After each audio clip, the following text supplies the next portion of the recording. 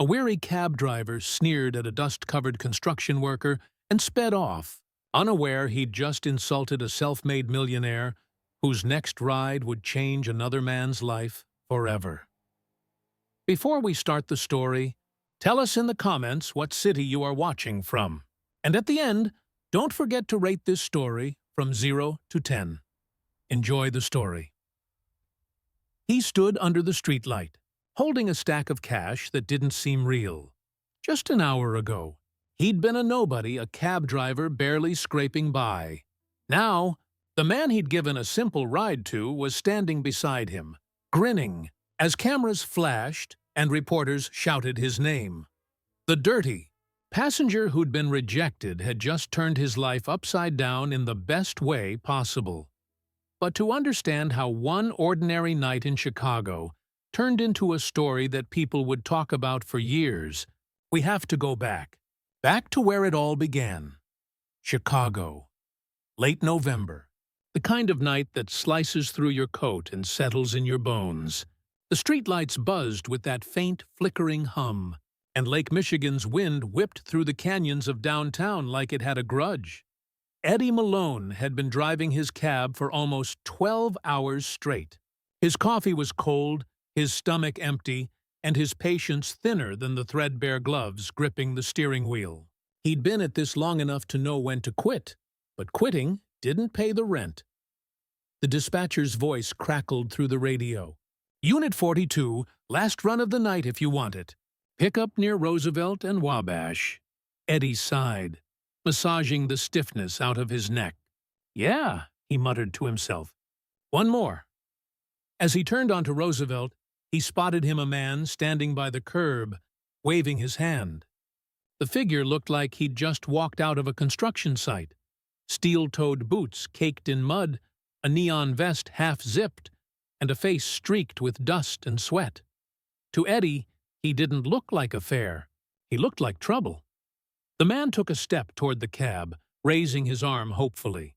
Eddie slowed for half a second, then rolled his window up and pressed his foot down hard. The cab roared past. Inside, he muttered something bitter under his breath. He told himself it wasn't about judgment, it was about safety, about instincts, about not taking chances in the city after dark. But deep down, he knew better. He'd judged the man. The dust-covered stranger lowered his arm slowly as the taillights disappeared into the night. For a second, disappointment clouded his face. But then, almost surprisingly, he smiled. A quiet, knowing smile. He adjusted the strap of his worn duffel bag and waited. Minutes later, another cab came rolling down the street. An older model. Yellow paint faded. Headlights a little dim. Inside sat Jamal Rivers, a man with a different kind of tired. The kind that came from years of hustling for every tip, every five-star review, every human moment of decency in a job that rarely offered it. When Jamal saw the man, he didn't hesitate. He hit the brakes. "Evening, brother," he called out through the rolled-down window. "Hop in. Cold night to be standing out here." The man chuckled, climbing in with care so as not to dirty the seat. "Appreciate it. Didn't think anyone was gonna stop." "Ah, come on," Jamal said, pulling back into traffic. "You look like you've had a long day, not like you're gonna rob me." The man laughed, and for the first time that night, warmth filled the cab. "Name's Jamal," the driver said after a moment. "You heading home from work?" "Sort of," the man replied, brushing dust off his jeans. "Been checking up on a project on the south side. Wanted to see it myself instead of reading some fancy report." "Construction project?" Jamal asked, glancing in the rearview mirror. "You could say that." The man smiled faintly. "We're building affordable housing units, trying to keep families from getting priced out." "Man, that's something," Jamal said.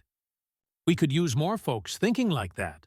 The stranger nodded, but there was a heaviness in his eyes, like a man who'd seen both the glory and the grime of life. As they drove through the city, Jamal noticed how the man looked out the window with an odd sort of peace, watching the flicker of neon signs, the blur of headlights, the people huddled in doorways against the cold. "You from around here?" Jamal asked. "Born and raised," the man said. "Left for a while. Came back when I realized the city doesn't leave you." That line stuck with Jamal. The city doesn't leave you. It sure didn't leave him.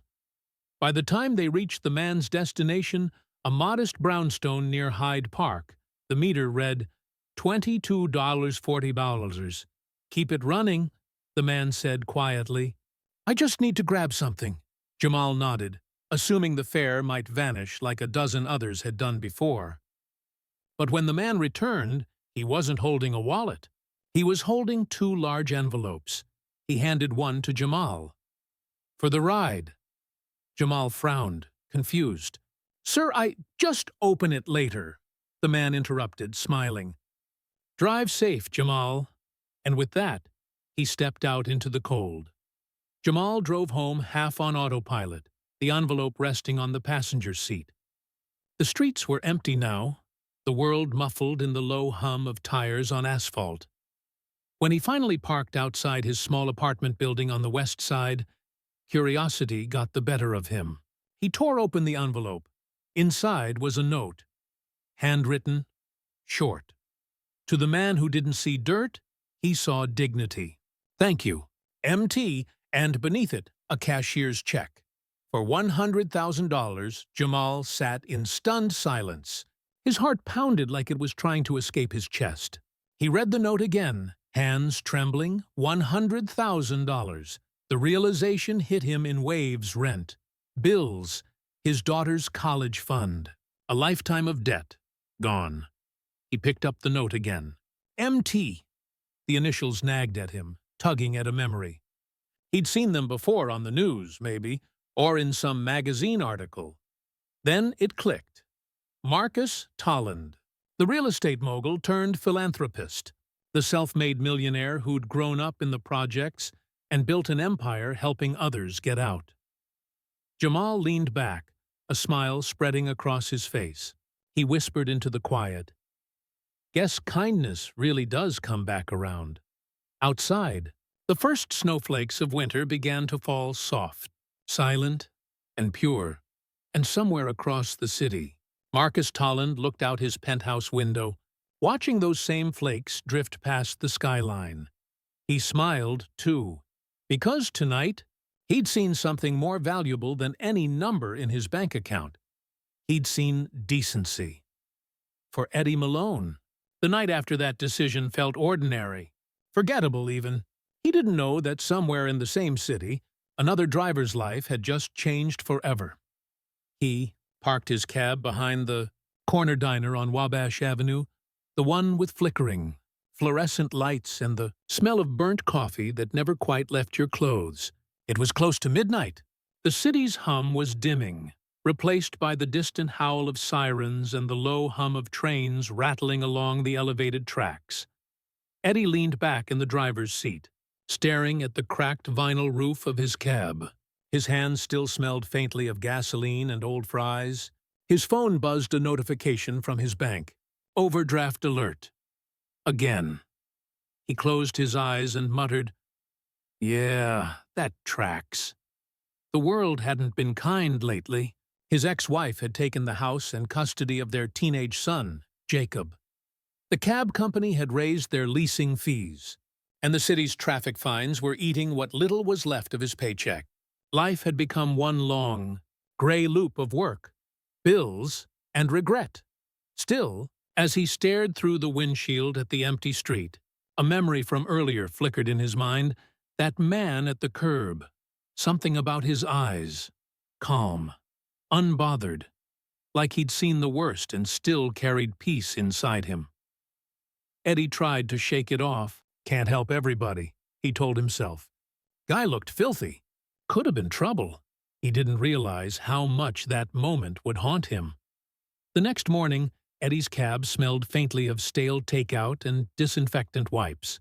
He kept his usual routine: gas station, coffee, a stale muffin, and a silent prayer that the traffic wouldn't be hell.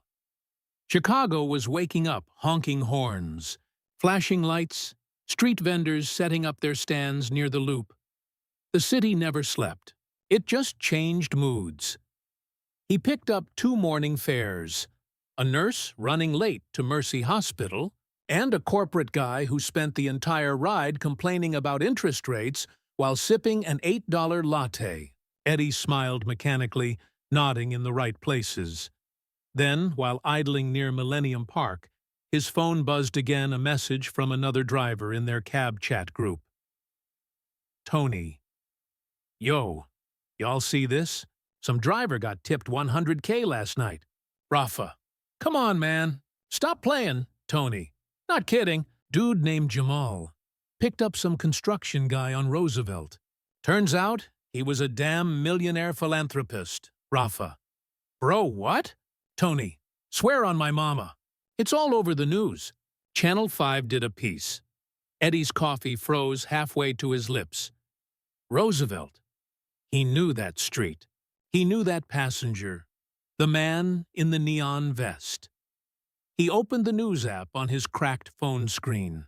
There it was, a blurry photo of Jamal standing beside his cab, eyes wide in disbelief, holding a giant check while reporters crowded around him.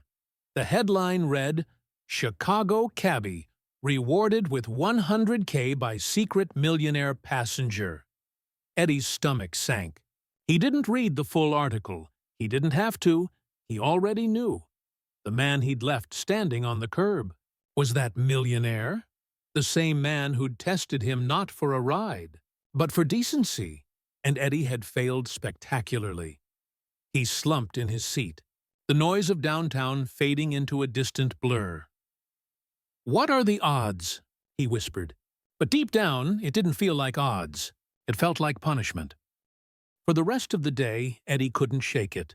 Every fare, every stoplight, every face he passed it all reminded him of what he'd done. Or rather, what he hadn't done. At a red light near Michigan Avenue, an old man with a cane stepped off the curb slowly. Eddie could have honked. Most drivers would have. But he didn't. He waited. He watched as the man nodded politely and shuffled across. For the first time in years, Eddie realized how small choices, the ones nobody sees, define who you are when no one's watching. Still, guilt wasn't enough to pay the bills. That evening, he pulled into the same diner again. The waitress, Marla, greeted him with her usual half-smile. "Rough day?" she asked, pouring him coffee. "Yeah," Eddie muttered. "Rough year."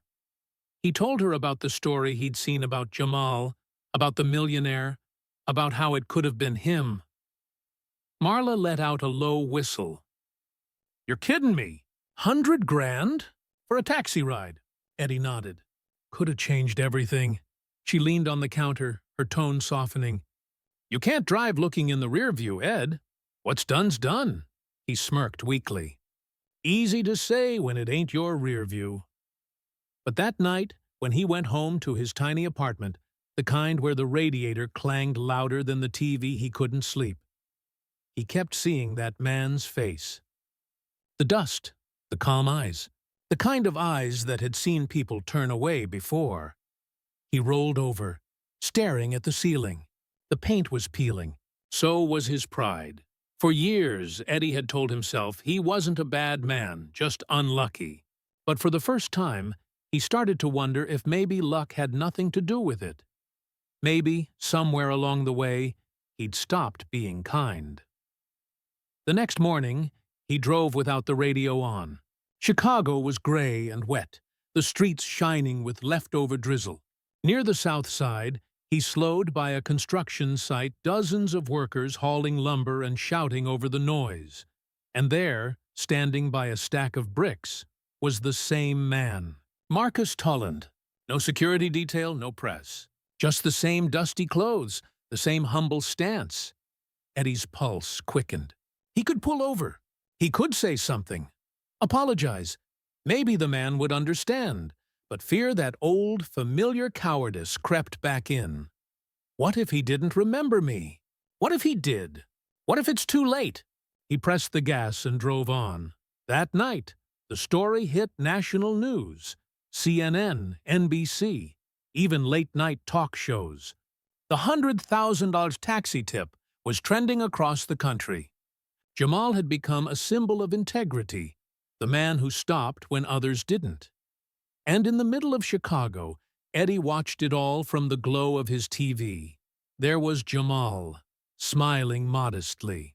There was Marcus, shaking his hand, praising his kindness. "Sometimes," Marcus said on camera, "you can tell a person's character by how they treat you when they think you have nothing to offer." Eddie muted the sound. His reflection in the screen looked older than he remembered. He whispered, "That could have been me." But deep down, he knew no, it couldn't have. Not that night. Not that man. Not with that heart. As the credits of the news program rolled, Eddie looked out the window toward the shimmering skyline. Somewhere out there, two men had changed each other's lives with a single ride. He wondered if he'd ever get another chance. And as fate would have it, he would, but not in the way he expected. Marcus Tolland never liked being called a millionaire. He'd earned the title, sure built an empire brick by brick, dollar by dollar, but the word always felt wrong in his mouth. It sounded cold, distant, like something that belonged to a man who'd forgotten what it was like to sweat for a living. And Marcus hadn't forgotten. Not for a single day. Every morning, even now, he still woke up at 5, pulled on his old boots, and drove to the South Side job sites where crews were laying foundations for new homes. He didn't need to be there. He could have been sipping espresso in his glass-walled office overlooking Lake Michigan. But that wasn't who he was. The workers called him Boss Man, though half of them didn't realize the man in the dusty vest was the Marcus Tolland founder of Tolland Urban Development, the man who'd turned a small construction outfit into one of Chicago's most respected housing companies. He didn't flaunt it. He just showed up, quietly. And that's why he'd been standing by that curb the night Eddie sped away. That day had been brutal. The kind that reminded Marcus of who he used to be before the money, before the boardrooms, before his name meant anything. He'd spent 12 hours inspecting a site on 63rd Street, a redevelopment project that used to be an abandoned factory lot. Now, it was the future site of 50 low-income apartments, each designed with solar panels and energy-efficient materials. It was his passion project, his way of giving back to the kind of community that once raised him. By the time the sun went down, he was coated in dust and grime. His phone was dead. His assistant, Jenna, had begged him earlier to let the company car pick him up. He'd laughed. "I'll take a cab. Reminds me I'm still one of them." Only, he hadn't expected to be reminded quite that harshly. When Eddie's cab had rolled past, Marcus had watched the taillights disappear without anger. Just sadness. He'd seen that look before the quick, unconscious judgment. The kind that says, "You're less than me." It used to happen to him every day back when he was the one hauling bricks instead of signing the checks. And while he could have brushed it off, something about that moment hit differently. Maybe because he'd been that man once, the one too tired to see past his own exhaustion. He didn't hate Eddie. He pitied him. But when Jamal stopped, smiling like kindness was second nature, Marcus had felt something shift. A reminder that there were still people who didn't measure others by the dirt on their boots. That's why he'd written that note. Not to show off, not to go viral, just to say thank you the way only he could. The next morning, Marcus sat in his penthouse overlooking the Chicago River. The city stretched before him steel and glass, catching the sunrise like a promise. His phone buzzed nonstop, reporters, colleagues, friends. The story had exploded overnight. Jamal's photo was everywhere. "Sir, NBC just called again," Jenna said as she stepped into the room, tablet in hand. "They want a live interview tonight. They're calling it the Chicago Kindness Story." Marcus sighed, setting down his coffee. "I didn't do this for a headline." "I know," she said gently. "But it's good press for the foundation. And honestly, people could use a story like this right now." He nodded slowly. She wasn't wrong. The city was tired, crime rates rising, tensions high, people divided by invisible lines of class and color. Maybe one small story about compassion could make a dent. "All right," he said finally. "Set it up. But make sure Jamal's included." "He's the story, not me," Jenna smiled. "Already did." By evening, Marcus stood under studio lights that felt hotter than any summer day on the South Side. The interviewer's voice was chipper, practiced. "So, Mr. Tolland, you're saying you disguised yourself as a construction worker?" Marcus chuckled. "I wasn't disguised. I was just myself." "Dust and all," the audience laughed softly. "And when this cab driver Jamal picked you up, what made you decide to reward him like that?" Marcus glanced toward Jamal, who sat beside him in his clean uniform, looking humbled and slightly overwhelmed. "Because he saw a man," Marcus said simply. "Not a paycheck. Not a problem. Just a man trying to get home." The room went quiet. Even the host seemed caught off guard. Marcus continued, his tone calm but deliberate. "You can build skyscrapers, buy companies, run half the city, but if you stop seeing people, you've built nothing that matters." Applause broke out. Cameras flashed. But Marcus wasn't basking in it. His mind had drifted back to that first driver, the one who'd turned away. Somewhere in that same city, that man was probably watching this broadcast. And Marcus wondered what he was thinking. He hoped it wasn't bitterness. He hoped maybe it would be something more. Meanwhile, Eddie was indeed watching from the small TV perched on a stack of old phone books in his apartment. He sat hunched forward, elbows on knees, staring at Marcus's face. When Marcus spoke those words, "If you stop seeing people, you've built nothing that matters," Eddie felt a weight land square in his chest. It wasn't anger. It was recognition. He turned off the TV and sat in silence for a long time. Then, for reasons he couldn't explain, he picked up his phone and searched Tolland Urban Development. The results filled the screen: glossy articles, charity events, photos of new housing projects, and there, buried among them, was something that made him pause. Tolland Foundation to launch new driver support initiative, providing affordable housing for gig and taxi workers. The event was scheduled for next week, open to the public. A week later, the air outside Union Station was sharp enough to sting the lungs. A crowd had gathered under a massive white tent where banners read, "Drive Forward, affordable housing for those who keep Chicago moving."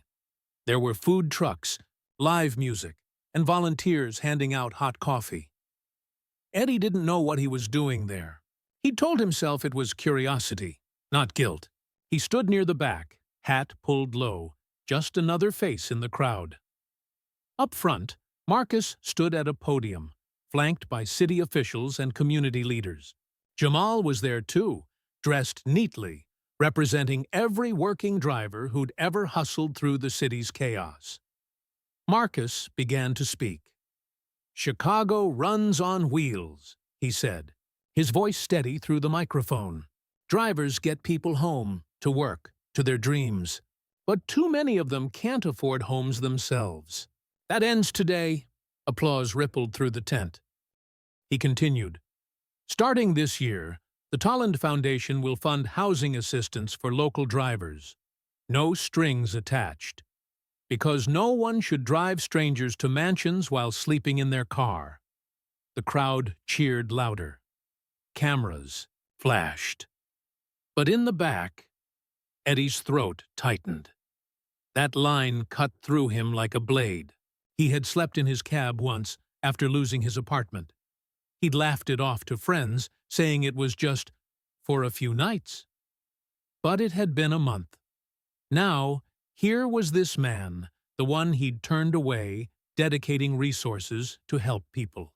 Like him, Eddie felt the guilt swell, but underneath it, was something unexpected hope.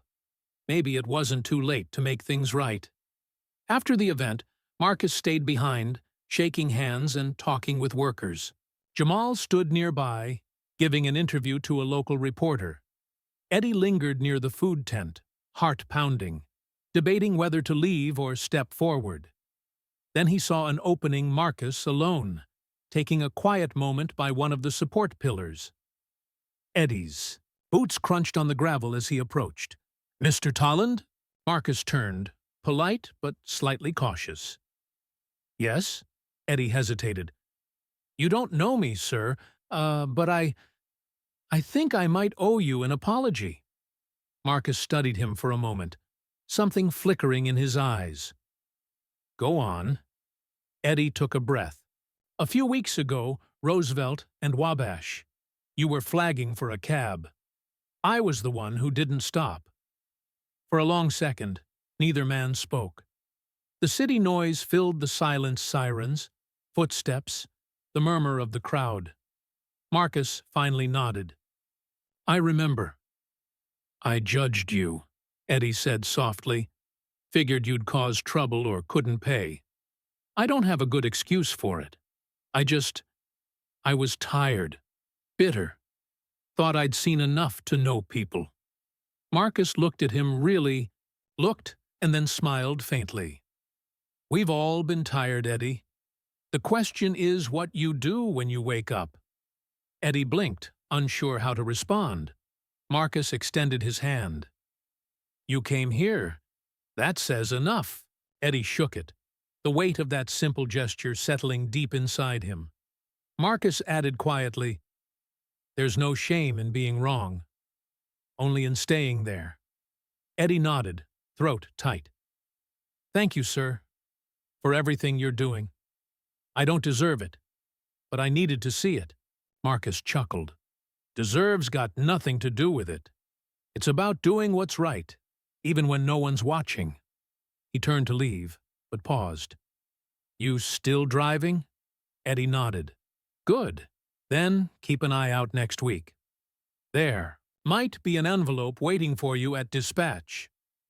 A week later, Eddie received a plain white envelope from the cab company manager. Inside was a letter from the Tolland Foundation. "Mr. Malone, you've been selected for the Drive Forward housing program. 1 year of subsidized rent, fully covered. No strings attached. Keep driving. Keep trying." MT. Eddie stared at the letter until the words blurred. It wasn't about the money. It was about forgiveness, the kind he hadn't believed existed anymore. That night, for the first time in a long while, he drove through Chicago not with dread, but with peace. Elsewhere in the city, Jamal sat across from Marcus in a small cafe. The two had become unlikely friends.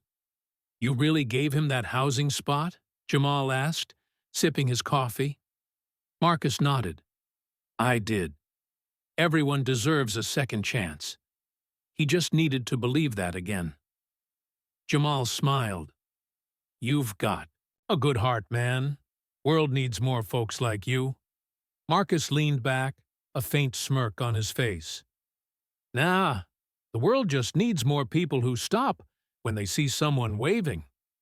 They both laughed quietly. Outside, snow began to fall again, soft, endless, and bright against the city's dark edges. Somewhere, an engine hummed to life. A cab rolled into motion. Inside sat a man who'd once sped past kindness and found his way back to it. And up in a penthouse overlooking the lights of Chicago, a millionaire watched the snowfall, knowing that the richest thing he owned wasn't his company. It was peace. By the time the snow began to thaw and the bitter edge of winter eased from Chicago's breath, Jamal Rivers had become something he'd never expected to be a symbol. Not a celebrity, not exactly, but a face people recognized. A story they quoted when they needed to believe that decency still mattered. Everywhere he went, someone stopped him. You're that driver from the news, right? My grandma told me your story. You made us proud, man. At first it was humbling. Then it became exhausting. He wasn't used to attention. He was used to late shifts, half-eaten sandwiches, and passengers too buried in their phones to remember he existed. Now strangers were calling him a hero for something that, to him, just felt like basic humanity. He never saw what he'd done as special. He just stopped. That was all. But in a world that had forgotten how to slow down, that simple act had become headline-worthy. The morning news kept milking the story. TV anchors replayed clips of Marcus Tollin's speech, looping. Jamal's quiet smile over sentimental piano music. They called it the ride that changed two lives. What they didn't mention was that it changed more than two. Because kindness, as Marcus liked to say, travels further than wheels ever could. And the proof of that was already moving through the city quietly, invisibly, like wind through alleyways. A few weeks after the event, Jamal was back behind the wheel. He didn't want to quit driving. He said it grounded him, reminded him of who he was before the cameras and the checks and the invitations to talk shows he politely declined. That morning, as sunlight slanted across Michigan Avenue, his first fare was a nurse named Carla. She looked worn down, eyes rimmed with fatigue, still in her scrubs. When she climbed into the cab, she barely looked up. "Morning," Jamal said softly. "Morning," she murmured, already half asleep against the window. He noticed her hospital badge. "Overnight shift?" She nodded, yawning. "Double. ERs. Been slammed." He handed her a small paper cup from his console, the coffee he'd bought before his shift. "Here. It's hot. No sugar." She blinked in surprise. "Oh, I can't." "Take it," Jamal insisted with a warm grin. "I've got another one." She hesitated, then accepted it. Her hands trembled slightly as she took a sip. Then she exhaled, a sound that was half relief, half disbelief. "Thanks," she whispered. "People don't usually do that." Jamal just smiled. Maybe they should start. And as she stepped out 15 minutes later, she left with something lighter in her chest, a reminder that not everyone in the city was hardened by it. Across town, Eddie Malone was slowly relearning how to breathe again. He'd moved into a small, tidy apartment near Humboldt Park through the Foundation's housing program. The walls were plain, the furniture second-hand, but it was his. No more sleeping in the cab, no more counting coins at the gas station to stretch a meal, but it wasn't just the apartment that changed him. It was the quiet, the kind that forces you to listen to your own thoughts. At first, that silence was cruel. He'd lie awake at night, thinking about all the years he'd spent angry at the world, angry at the system, the city, his ex-wife, the economy, everyone but himself. But now, as weeks passed, he started realizing something. Maybe the world hadn't given up on him. Maybe he'd given up on himself. So Eddie began doing something small, something he hadn't done in years. He started saying hello. To neighbors, to cashiers, to people he passed on the sidewalk. And it was strange how that simple word, hello, seemed to soften the air around him. People looked up. They smiled. Sometimes they even talked back. It was like learning a new language, one built on connection instead of complaint. One cold afternoon, Eddie parked his cab outside a grocery store in Bronzeville. His shift was almost over, and he was scrolling through his phone when a teenage boy approached his window, holding a crumpled flyer. "Excuse me, sir," the boy said. "You do rides to the food pantry on 47th?" Eddie studied him. The kid was thin, maybe 16, wearing a hoodie 2 sizes. Too big. You headed there now? The boy nodded. Yeah. Bus stopped running. My mom's waiting. Eddie could have said no, could have told the kid to try another cab. But instead, he unlocked the doors. Hop in! The boy climbed in, clutching the flyer. As they drove, Eddie asked, You help out there? Yeah, the boy said shyly. We hand out meals. My mom runs the volunteer shift. Eddie nodded. That's good work. The kid smiled faintly. You ever been hungry, mister? Eddie paused before answering. Yeah, once or twice. The boy nodded like he understood more than his age should allow. When they pulled up to the food pantry, Eddie said, Hey, don't worry about the fare. The boy blinked. Really? Really? Eddie said. Tell your mom she raised a good kid. The kid grinned, and as he climbed out, he said, Thanks, mister. My mom says good people don't need to be rich. They just gotta care. Eddie watched him disappear into the crowd of volunteers, those words echoing in his head long after the door shut. Good people don't need to be rich. They just gotta care. That night, Marcus Tolland sat in his office looking out at the Chicago skyline. The news cycle had finally moved on from the $100,000 tip, but he didn't mind. Fame was a wave, it came and went. What mattered was the current beneath it. His phone buzzed. A text from Jenna. New applicant list for Drive Forward program attached. You'll want to see the third name. Marcus opened the file. The third name made him pause. Eddie Malone. Application type. Volunteer. Marcus leaned back in his chair, a slow smile tugging at his lips. The man who'd once driven past him without a glance was now signing up to help build homes for others.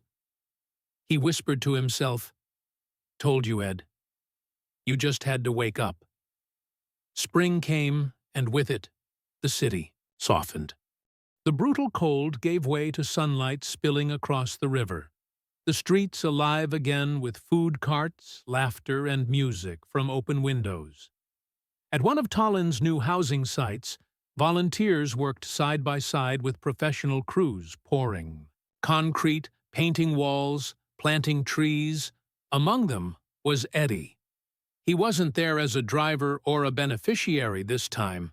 He was there with gloves, a hard hat, and a quiet determination that surprised even him. He didn't talk much. He just worked. But when Marcus arrived that afternoon, walking the site with his clipboard, Eddie spotted him and straightened up.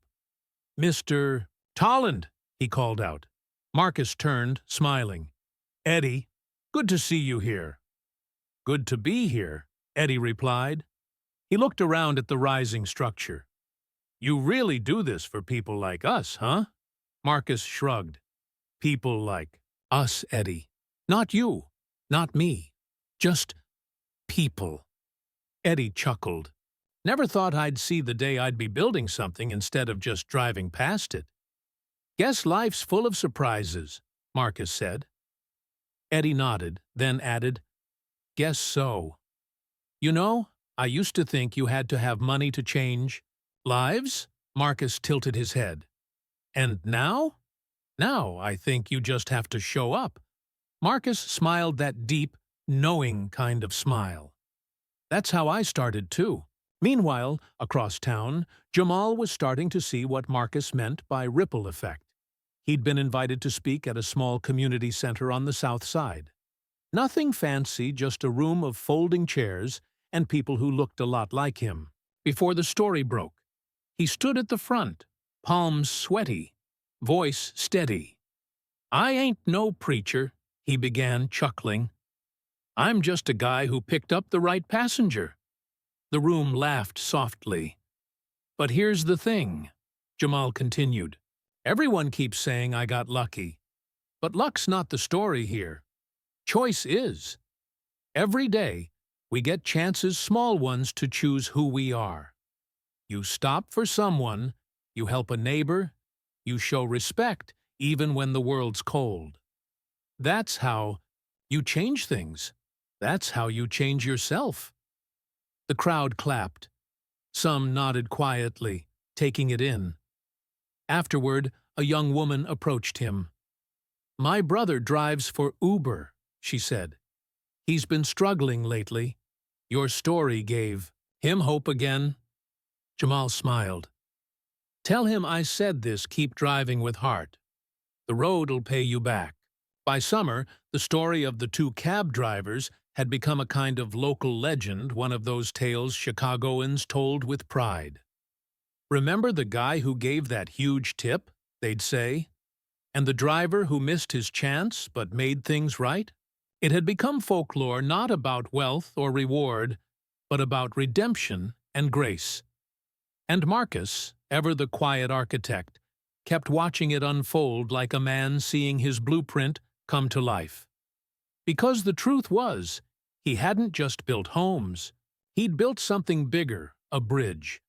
Between classes, between hearts, between the cynicism of the city and the hope that refused to die within it.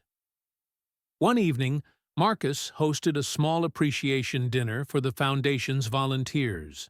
The table was filled with laughter, clinking glasses, and stories of how one act of kindness had rippled through neighborhoods. Jamal sat beside Eddie, and though they'd never officially met before, they talked like old friends by the end of the night. "You're the guy who didn't stop, huh?" Jamal teased with a grin. Eddie chuckled.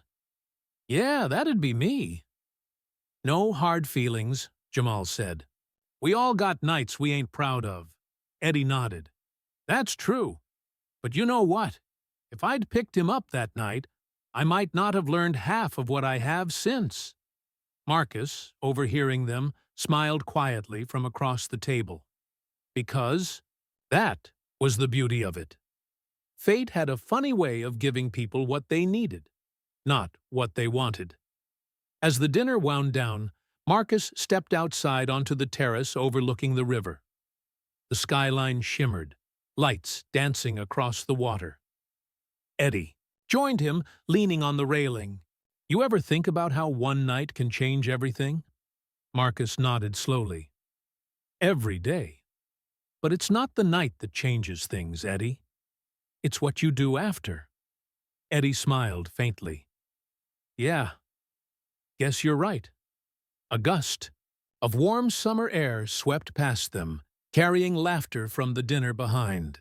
For a moment, neither spoke, just stood there, two men from different worlds who'd somehow ended up on the same side of decency. That night, when Marcus finally returned to his penthouse, he found a letter on his desk.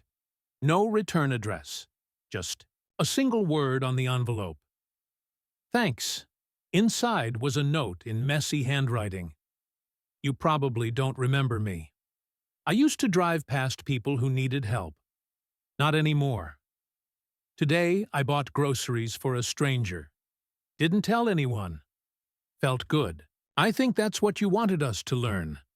A cab driver, somewhere in Chicago." Marcus set the letter down, his throat tightening. He didn't need to know who it was. The fact that it existed was enough. He turned toward the window, the city, glowing beneath him like a living thing, and whispered, "That's how it starts." Because kindness, like concrete, needs only one strong foundation, and from there it can hold the weight of a whole city. The story that had once lit up Chicago's skyline began to dim.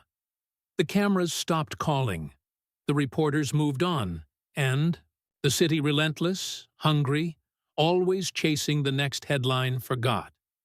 But not everyone could move on so easily. For Jamal Rivers, the silence after the storm was louder than the applause had ever been. It started slowly.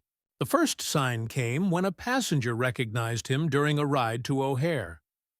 "Hey, you're that cab guy from the news, right?" Jamal smiled politely. "Yeah, that's me." The man chuckled. "Man, you're famous." Didn't think folks like you stayed in the job after that kind of payday. Guess I'm just old-fashioned, Jamal said. The passenger smirked. Or dumb. The comment was meant as a joke, but it landed heavy. Dumb. The word rattled in Jamal's head for the rest of the drive. When they pulled up to Terminal 3, the man left a $5 tip and a pat on the shoulder. But Jamal couldn't shake the sting, because maybe, deep down, that's what some people thought, that kindness was weakness, that staying humble was naive. The world loved a feel-good story, until it stopped trending. By spring, the glow had worn off. The foundation still ran ads, with his photo smiling beside Marcus Tolland under the headline, "Kindness Builds Cities." But to Jamal, it felt distant now, like something that had happened to someone else. Bills still came. Tires still went flat. Life didn't care if you were the face of goodwill. And then came the offer. A slick, polished man in a tailored suit had reached out one afternoon after a short interview at a local radio station. "Mr. Rivers," he said, sliding a card across the table. "I represent a new social impact venture. We're building an app for rideshare donations. We'd like you to be our ambassador. You'd make appearances. Tell your story, small fee per event. Plus residuals." Residuals? Jamal repeated, eyebrows raised. The man smiled. A percentage of every transaction processed through the app. Think of it as monetizing compassion. Something about that phrase made Jamal's stomach twist. "Look, I appreciate the offer," he said carefully. "But that's not why I did any of this," the man leaned forward. "I understand that. But you could reach millions, inspire people, and make real money. Isn't that a win-win?" Jamal stared at the card for a long second, then slid it back across the table. "Some things don't need a price tag." He left before the man could reply. Outside, the wind off the lake was sharp and cold, but it felt cleaner than the air inside that office. Across town, Marcus Tolland was fighting his own kind of storm. The boardroom on the 40th floor of Tolland Urban Development buzzed with tension. Around the long oak table sat a dozen men and women in suits, eyes sharp and voices clipped. They were the investors, the people whose money had helped Marcus build his empire. And lately, they were restless. One of them, a gray-haired man named Whitman, cleared his throat. "Marcus, with all due respect, these philanthropic ventures of yours are bleeding our margins." Marcus leaned back in his chair. "They're investments in the city. Long-term stability means fewer housing crises, fewer foreclosures." Whitman cut him off. "We're not in the business of social work. We're developers, builders, profit generators. You're letting sentimentality drive strategy." A murmur of agreement rippled through the room. Marcus set his pen down, eyes steady. "You think compassion is bad for business?" "I think compassion doesn't pay dividends," Whitman replied coldly. The room went quiet. Marcus let the silence stretch. He looked around at faces that had once cheered his vision, now hardened by greed and fear. Finally, he said softly, "You know what pays dividends? Trust, loyalty, reputation. People know my name because it stands for more than money. You think investors came to us because of concrete? They came because we built something human." Whitman shifted uncomfortably. "That's idealistic." Marcus nodded. "Maybe, but it's why you're all sitting here. Because I believed in something that mattered, and I was right." He stood, gathering his notes. Meeting adjourned. And as he left the boardroom, the whispers started immediately. "Old man's losing his edge. Philanthropy doesn't keep lights on. He's gone soft. Marcus didn't need to hear the rest. He'd seen that look before, the same look Eddie had given him on the street that night. Judgment disguised as practicality. Meanwhile, Eddie was starting to find peace in smaller things. He'd joined the volunteer team full-time, helping with logistics at the Drive Forward sites. It didn't pay much, but it filled him with something he hadn't felt in years: purpose. Every Friday, he helped new applicants fill out housing forms. Men and women just like him, worn, skeptical, hopeful. He'd guide them through the paperwork, pour them a cup of coffee, and listen to their stories. One man, a delivery driver named Luis, told him, "I don't need a handout, just a hand up." Eddie smiled. That's exactly what this is, and every time he said it, he meant it more. He'd stopped chasing luck. He'd started earning redemption, one small gesture at a time. One afternoon, he crossed paths with Jamal for the first time since the dinner. Jamal had stopped by the construction site to check on the progress of the latest housing phase.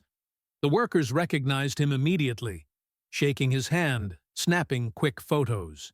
He smiled for each one, but Eddie could see something behind the eyes' fatigue. "Hey, you're the famous guy," Eddie said with a grin as they shook hands. "Not famous," Jamal said. "Just loud for a few weeks." They both laughed, and then Eddie said, "Heard you turned down a big deal recently." Jamal nodded. "Didn't feel right." "That's rare these days." "Yeah," Jamal said, "but I figure if I start selling the story, it stops meaning what it did." Eddie smiled faintly. "You're a better man than most." Jamal looked at him for a long second, then said quietly, "Nah, I just don't want to forget who I was before the cameras showed up." Eddie nodded slowly. "You won't. The trick's remembering who you are after they leave." That line stuck with Jamal long after they parted ways.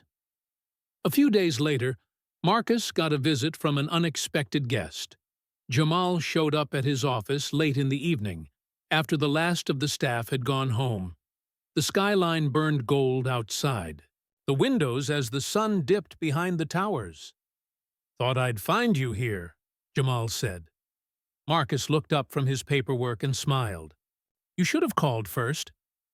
"I figured you'd say no." Marcus chuckled. "Fair point. So what brings you by?" Jamal hesitated, then said, "You ever feel like doing the right thing puts a target on your back?" Marcus set his pen down.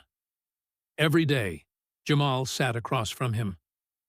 "People think I'm lucky, but luck don't last. I turned down some offers, didn't feel right, taking money for something that was never about money. Now folks act like I'm crazy." Marcus nodded. "When you live by principle, you'll always look crazy to people who've sold theirs." Jamal smirked. "That's a good one." Marcus leaned forward, his voice quieter now. "You know, Jamal, kindness isn't supposed to make sense to everyone. If it did, it wouldn't mean as much. You're not crazy, you're consistent. And that scares people." Jamal exhaled, letting the words sink in. "Guess I just needed to hear that." Marcus smiled. "Then it's good you stopped by." While they talked, downstairs in the lobby, a familiar figure stood by the reception desk: Eddie. He'd come to drop off donation paperwork for the next project, unaware that both men he'd once been tied to were upstairs in the same building. The receptionist looked up. "Mr. Malone, right? You can leave those here." "Thanks," he said. But as he turned to leave, the elevator chimed and Jamal stepped out. They both froze, surprised. "Eddie?" Jamal said, smiling. "You dropping something off?" "Yeah," Eddie said. "Guess we keep running into each other." "Chicago's small when you're trying to do the right thing," Jamal said. Eddie laughed. "Ain't that the truth?" They talked briefly, And before parting, Jamal asked, "You ever think about driving again?" Eddie shook his head. "Nah, I'm good where I am. But if you ever need someone to ride along for company, you know where to find me." Jamal grinned. "I might take you up on that." As Eddie stepped out into the night, he felt lighter than he had in years. For once, the city didn't seem so cruel. It felt alive again, honest, imperfect, human. But the night had one more twist. Later that week, Marcus received a letter, this time not from a cab driver or volunteer, but from his own investors. A formal notice of strategic concern, warning that his continued philanthropic spending posed significant risk to shareholder confidence. In plain terms, back off or be replaced. He read the letter twice, folded it neatly, and placed it in his desk drawer. Then he picked up his phone and dialed Jenna. "Schedule a press conference," he said. "Tomorrow morning." "Everything all right?" she asked. Marcus looked out at the glittering skyline. "We're going to remind them what this company was built on." He hung up before she could respond. The next morning, cameras filled the lobby of Tolland Urban Development. Reporters buzzed with speculation, some whispering that the board was preparing to oust him. Marcus walked to the podium in his usual calm stride. No suit jacket, no tie. Just rolled-up sleeves and conviction. "I've been asked," he began, "to choose between profit and people." The room went silent. "And I'm here to say I won't." He paused, scanning the faces before him. This company was built by men and women who knew struggle, who poured their sweat into steel and concrete because they believed in something bigger than themselves. If we lose that, if we forget who we're building for, then we've already lost everything. Reporters scribbled furiously. Cameras flashed. Marcus continued, "Kindness isn't charity. It's good business. Because a city that thrives lifts us all. If anyone believes otherwise, they're welcome to leave."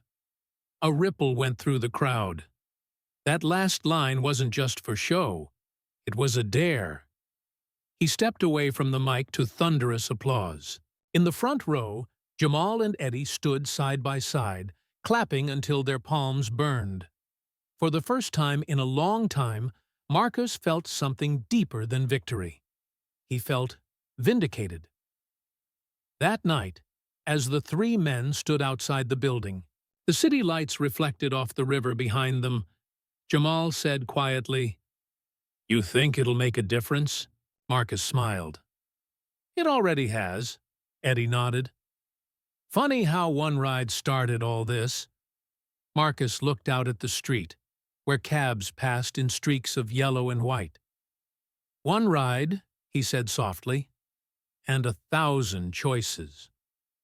They stood there in silence for a moment, three men from different worlds, bound by one act of decency that had rewritten their lives. The wind off the lake was cold, but it carried something new with it, hope. And for once, in the heart of a city built on hustle, that hope felt louder than the noise. The press conference made Marcus Tolland a hero in the streets and a target in the towers. For 2 days, his speech trended everywhere. Unkindness is business. Tolland stands tall. Build for people. Talk show hosts replayed his words like a sermon. Commentators called him the conscience of Chicago.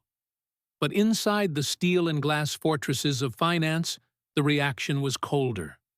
To investors, he'd just drawn a line in the sand and dared them to cross it. 3 mornings later, his assistant Jenna found him in the boardroom staring at a stack of withdrawal notices. 5 partners pulled out, she said softly. 2 more are reviewing terms. That's nearly $40 million gone. Marcus didn't look up. Let them go. Marcus. He turned then, eyes calm but tired. If they're leaving because I chose people over profit, they were never really partners, she sighed. You can't keep absorbing this. You've got payroll, projects. He cut her off with a quiet firmness. We'll find a way. We always do. But even as he said it, his reflection in the window looked older, the streaks of gray more pronounced. Every principle comes with a price tag, and he was starting to read the fine print. That afternoon, word reached the job sites. Some workers whispered that the company was going under. Others swore Marcus had a plan. Eddie Malone heard both rumors while mixing cement at the drive-forward build. He didn't want to believe the bad version, not after everything Marcus had done. Still, worry gnawed at him. After lunch, he pulled out his phone and scrolled through local headlines. Tolland Cumberb faces investor exodus. Too much heart, not enough hustle, Eddie cursed under his breath. People love you till they can't use you, he muttered. Across the site, the foreman yelled for more supplies.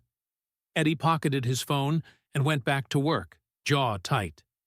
He owed Marcus more than gratitude, he owed him loyalty. And loyalty meant standing tall when the ground shook. Meanwhile, Jamal Rivers was fighting a battle of his own. The fame he'd tried to outrun had found him again, this time wearing a suit and carrying a briefcase. A rideshare conglomerate had reached out, wanting him to be the face of fairness. The offer? A 6-figure contract, TV commercials, travel. The catch? The campaign was pure optics, a PR shield for a company notorious for underpaying drivers. Think about it, said the marketing rep across the cafe table. You could use that platform to promote your message. You'd have reach. Jamal stared into his untouched coffee. Reach without meaning is noise. The man leaned back, unfazed. It's also rent money, college money, legacy money. Jamal's stomach twisted. He thought of his daughter, Kayla, 17, already talking about colleges they couldn't afford. Legacy money. The phrase stung because it sounded responsible. He excused himself, saying he'd think about it.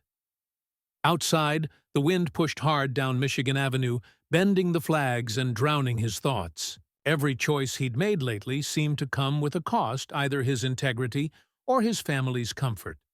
He wanted to do right by both, but life rarely lets you pick two rights. That evening, he called Marcus. "Got a minute?" he asked. "For you?" "Always." Jamal explained the offer, every detail. Then silence filled the line. Finally, Marcus said, "You already know your answer. You're just hoping I'll confirm it." Jamal laughed bitterly. "You make it sound simple." "It is simple," Marcus replied. "Not easy, but simple. Ask yourself who benefits most if you say yes." "Them," Jamal admitted. "Then you know what to do." Jamal exhaled slowly. "You ever get tired of being the moral compass?" Marcus chuckled. "Every day. But I'd rather lose sleep than lose myself." The next morning, Eddie's phone buzzed with a Foundation group chat message. "Jenna, admin. Need volunteers to assist at Tolland press briefing. We're reaffirming commitment to projects despite investor losses." Eddie typed before he could overthink it. "I'm in." He didn't know what he could possibly contribute, but he knew he wanted to stand in that room. The press event was held at one of the nearly finished housing complexes on the south side, the same ground Marcus had once inspected covered in dust. Cameras were fewer this time, reporters more skeptical. The feel-good glow had cooled into hard-edged curiosity. As Marcus stepped up to the podium, Eddie stood in the crowd wearing his volunteer vest. Jamal arrived quietly, slipping in beside him. They nodded to each other, but didn't speak. Marcus began. "When you build a house, the hardest part isn't the roof or the walls. It's keeping the foundation steady when storms hit. He paused, letting the words breathe. Well, our storm's here. Some people walked away, but the work stays. The homes stay. You stay. And so do I. Applause rippled through the workers and volunteers. The reporters shouted questions. Are you liquidating assets? Will layoffs happen? Is this sustainable? Marcus raised a hand. Sustainability isn't measured in quarterly profits. It's measured in lives improved. That line would make headlines again, but not all the headlines were kind. By nightfall, financial analysts were dissecting his remarks. Stock tickers slid red. A columnist wrote, "Tolland's philanthropy has crossed into recklessness." Marcus turned off the TV halfway through. He didn't need to see the numbers to feel the weight. His phone buzzed again, a text from an unknown number. You're playing hero while families lose jobs.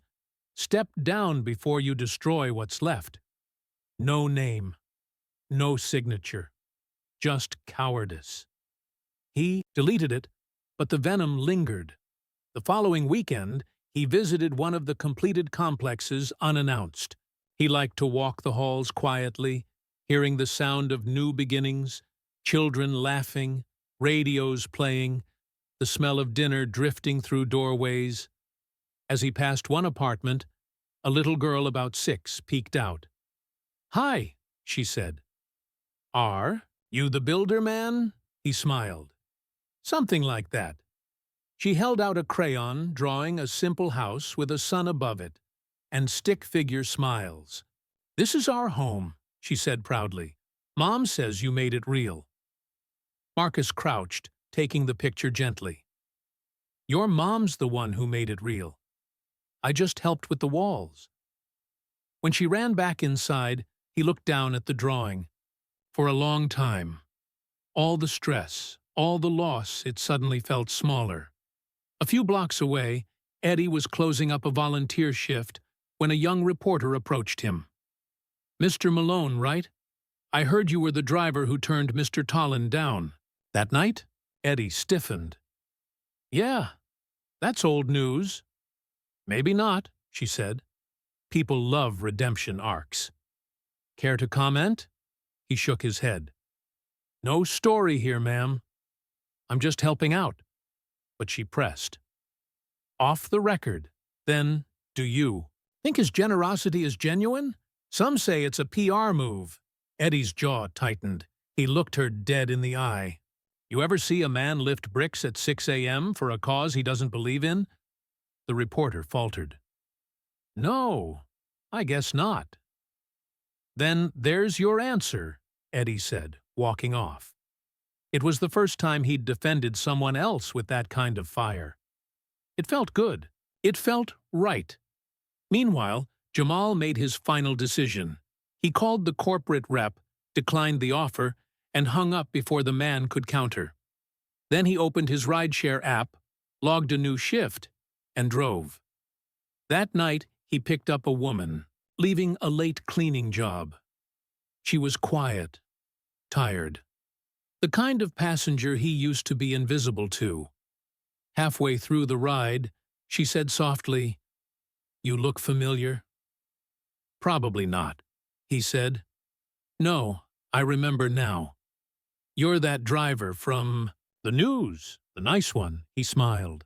"Just doing my job." She hesitated. "You made me believe good men still exist." When she got out, she left a note on the seat. It read, "Keep driving. The world needs you moving." Jamal folded it carefully and tucked it above the visor. That one line meant more than any contract could. Days passed, then weeks. The financial pressure on Tolland Co. tightened. Some projects slowed, others paused entirely. But none stopped. Marcus refused to cut corners or close sites. He liquidated part of his personal holdings to keep payroll running. Word spread quietly through the city, the millionaire who wouldn't sell out. And though the suits mocked him, the streets remembered. At the volunteer site, Eddie started noticing more faces showing up. People from all walks, teachers, drivers, baristas, ex-offenders, even college kids coming to help build. When asked why, most of them said the same thing. Because I heard about that cab story. It had become legend, and legends, when retold enough, start to grow roots. One rainy afternoon, Jamal arrived at the same site with coffee for everyone. Eddie was hammering drywall.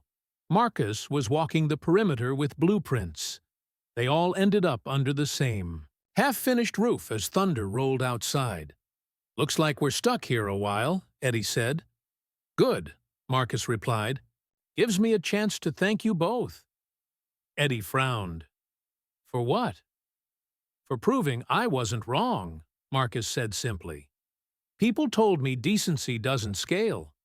But you two, you're living proof that it does." Jamal grinned. "You sure about that? I still can't afford my daughter's tuition." Marcus smiled. "Then we'll find a way." Eddie chuckled. "Don't tell him that. He'll actually do it." They laughed, and for a moment, the storm outside faded into background noise. 3 men, 1 unfinished roof, and a city slowly, learning that maybe, just maybe, compassion could hold weight. When the rain finally stopped, Marcus stepped outside and looked toward the horizon.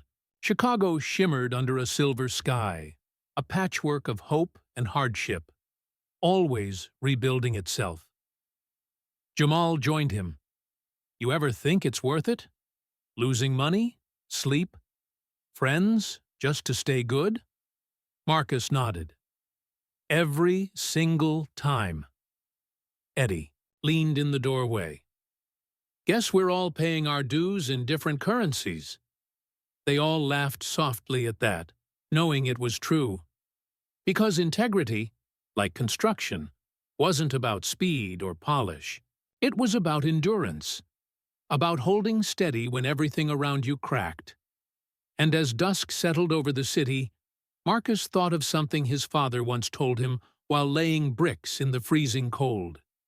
The mortar only matters if you trust the wall to stand. He looked at the 2 men beside him, one who had stopped, one who had learned to stop, both standing firm now, and realized the wall was stronger than ever. By the end of autumn, the city that Marcus Tolland had helped build seemed to be holding its breath. The banners of the Drive Forward project still hung on chain-link fences, but the concrete mixers were quieter now. Their engines used less to save fuel, to save funds, to save face. The glow of optimism that had once wrapped the company was fading under gray Chicago skies. Marcus felt it every morning when he came in early. The lobby used to hum with energy. Now it echoed. Half the staff had taken temporary leave. The others walked like ghosts, loyal, scared ghosts. He stood by the window of his office, looking down at the street. People hurried past with collars turned up against the wind. "They keep moving," he thought. "That's what you do in this town. You move, no matter what breaks." Across the river, Eddie Malone was finishing a shift at the volunteer site. His gloves were torn, his back ached, and yet he stayed late, stacking leftover drywall against the wall. Every hammer swing felt like therapy. Each nail that landed flush was a small apology to his former self. The foreman called out, "Ed, go home already." "In a minute," he shouted back. He liked the quiet after everyone left, the smell of sawdust, the creak of scaffolding, the sound of the city breathing. It reminded him that things could still be fixed, piece by piece. But when his phone buzzed with a news alert, the moment shattered. Tolland Urban Development faces insolvency review. He read it twice. The words hit like a brick to the chest. He sank onto a bucket, heart pounding. No, not now. Not after everything he's done. He texted Jamal immediately. "You seen the news?" The reply came fast. "Yeah, on my way to see him." Jamal pulled up to the downtown office 20 minutes later. The security guard at the front desk knew him by now, everyone did, but even he looked uneasy. "Mr. Rivers, he's in his office. They just finished a board meeting." "Rough one." Jamal nodded, took the elevator up. The doors opened to a hallway lined with glass offices, all dark except one at the end. Marcus sat alone, head bowed over a desk strewn with papers. When Jamal knocked, Marcus looked up slowly. His eyes were tired but steady. "You didn't have to come," he said. "Yeah, I did." Marcus gestured to the chair opposite. "Then sit. You might as well hear the bad news straight." The numbers were brutal. 2 major investors had filed suit to recover assets. A third had pulled credit lines. Payroll reserves would last maybe 6 weeks. After that, everything, projects, staff, homes, would stall. Marcus tried to explain it calmly, but his voice cracked mid-sentence. "I told them compassion isn't bad business." They laughed, said goodwill doesn't balance books. Jamal sat forward. "So what now?" "We pivot, sell property, freeze expansion." He sighed. "It'll hurt, but it keeps the mission alive." Jamal frowned. "And if that's not enough?" Marcus looked at him, silent. That silence said everything. The next day, reporters crowded the front steps again. "Mr. Tolland, are you stepping down? Is it true creditors are calling in loans?" He walked past without a word. He'd learned that the louder the questions, the less they deserved answers. Still, whispers spread. The savior of the South Side is going broke. The Saint's losing his crown. Eddie heard them at the diner near the site. 2 businessmen in suits were talking loud enough for everyone. "Guys all talk," one said. "Should have stuck to luxury condos. You don't feed a city on feelings." Eddie stood up, coffee sloshing from the mug. "Maybe you should tell that to the kids sleeping in the homes he built," he snapped. The men stared, startled. One muttered something under his breath, but Eddie was already out the door, chest tight. He wasn't a fighter by nature, but some things were worth standing up for. This was one of them. That night, Marcus sat in his penthouse, the city lights stretching endlessly below. He'd always loved this view. Now it felt like judgment. Every light represented someone's expectation, every shadow, someone he might let down. A knock on the door broke the silence. He opened it to find Jenna. Her coat was wet from rain, her expression serious. "You need to rest," she said softly. He smiled faintly. "You sound like my mother." She was probably right, too. She set a folder on his table. "These are offers from buyers interested in some of the high-value properties. Selling 2 of them would save the company for another quarter." He flipped through the pages, then stopped at the 3rd offer. The buyer's name made his stomach tighten. Whitman Holdings. Jenna nodded grimly. "He's offering over market value." Marcus closed the folder. "He's not buying to help me. He's buying to bury me." "Maybe," she said, "but if you don't accept, we lose everything." He stared at the papers. The ink seemed to swim. For the first time in years, he didn't have a clear answer. Across town, Jamal was facing his own cracks. His daughter, Kayla, had been accepted to a university in Michigan, tuition due in 2 months. When he told her he might not afford it, she smiled bravely. "It's okay, Dad. I can defer." He shook his head. "No, you worked too hard." She touched his hand. You always taught me to do the right thing, even when it's hard. Maybe this is your turn." He swallowed hard. She had no idea how right she was. Later that night, while scrolling through his phone, a message popped up from the same corporate rep he'd turned down months earlier. "Offer still stands. Even higher now. One commercial, one day. Pays double." He stared at it. Then at his daughter's acceptance letter on the counter. The numbers didn't add up in any world except one. He closed his eyes. What would Marcus do? The answer came, heavy but clear. He'd keep his soul, even if it cost him the world. Jamal deleted the message. 2 days later, Marcus signed the sale papers, but not to Whitman. Instead, he sold the properties to the City Housing Authority at a loss, ensuring they'd stay affordable housing. When Jenna saw the final line, her eyes widened. "Marcus, this sets you back years," he nodded. "Maybe, but it keeps families inside those walls. That's worth years," she exhaled. "You're unbelievable." "Yeah," he said softly. "That's what they keep telling me." The fallout came fast. Headlines screamed, "Tolland Corder liquidates assets, philanthropy over prudence." Investors fled. But the city? The city started to notice who still stood. Within days, volunteers doubled.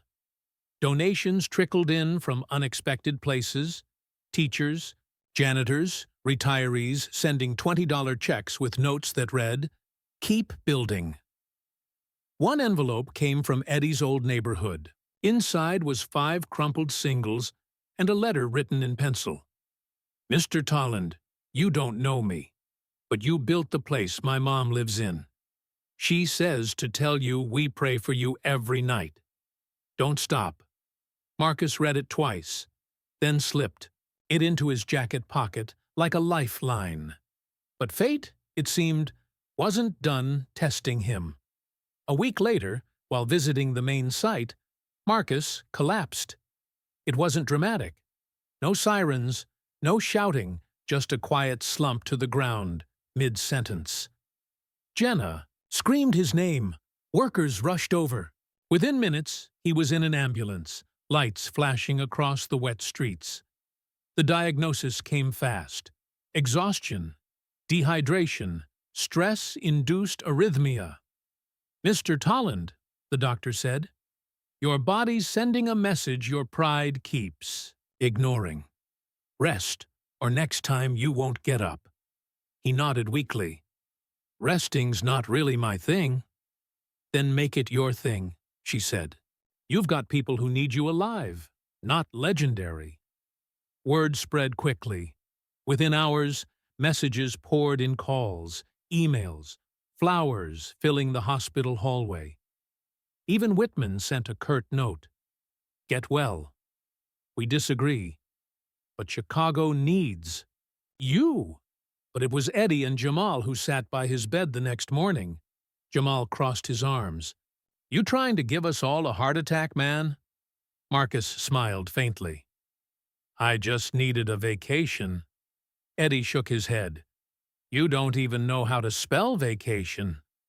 They laughed softly. Then the room grew quiet. Marcus looked at them, both. "Promise me something." "Anything," Jamal said. "Don't let this die with me.